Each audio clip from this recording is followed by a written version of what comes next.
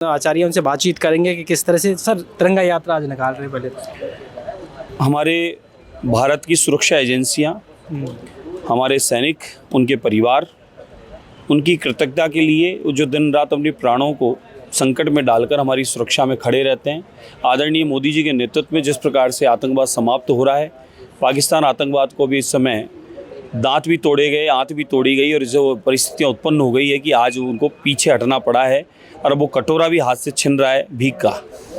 तो हम अपनी सेनाओं के धन्यवाद तो बहुत छोटा शब्द है, उनकी कृतज्ञता के लिए जो उन्होंने समर्पण भाव से इस देश की सुरक्षा के लिए अपना प्राण न्यौछावर किए हैं और जो लोग खड़े हैं मौके पर आज भी डटे हैं, उन सब के लिए हम लोग एक सामूहिक रूप से जनमानस के साथ हम सब मिलकर ऐतिहासिक तिरंगा यात्रा का एक कार्यक्रम जयपुर नगर में होने जा रहा है, उसमें शामिल होंगे। और ये यात्रा कोई भारतीय जनता पार्टी कार्यकर्ता की नहीं है, ये यात्रा संपूर्ण जयपुर वासियों की तरफ से, जयपुर वासियों के साथ और हमारे पूर्व सैनिक उनके परिवारों के साथ मिलकर निकाली जाएगी। प्रधानमंत्री ने कल अपने संबोधन में तमाम चीज़ों को सामने रखा, ऑपरेशन सिंदूर को लेकर कि किस तरह से टेरर और टॉग एक साथ नहीं हो सकती, पानी और बिल्कुल है। प्रधानमंत्री नरेंद्र मोदी जी के आने के बाद में भारत में पूर्णतः अमन चैन शांति थी। कश्मीर में भी ऐतिहासिक परिवर्तन आया। कश्मीर के बालकों के हाथ में, इस विद्यार्थियों के हाथ में कलम थी, पत्थर और बंदूकबाज समाप्त हो गए थे, आतंकवाद खत्म हो गया था। ये ऐतिहासिक परिवर्तन मोदी जी, अमित शाह जी के प्रयास से संभव हो पाया और हमारी सेनाओं ने इस पर पूर्णतः ये माने कि वही सेनाएं जो वहाँ पर डटी थी और उन्हीं की सुरक्षा चक्र में हम सब संभव कर पाए।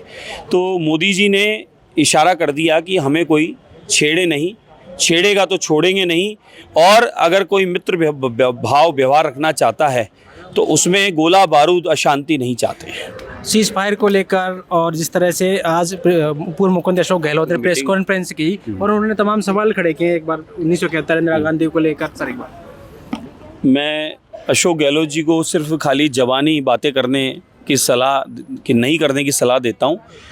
2014 के बाद में जो परिवर्तन है पूरा देश जानता है और आप लोगों ने जो किया था उससे देश को भी पता है क्या आप लोगों ने किया था, क्या स्थितियां उत्पन्न थी देश की। इसलिए इस प्रकार की बातें और ऐसे समय में कम से कम कृपया राजनीति न करें तो अच्छा है। ये संपूर्ण राजनीतिक पार्टियों को, जाति पंथ धर्म वालों को और पूरे देश को एक साथ संगठित खड़े होकर मोदी जी के नेतृत्व में और हमारी सेनाओं के संघर्ष के साथ खड़े रहना चाहिए।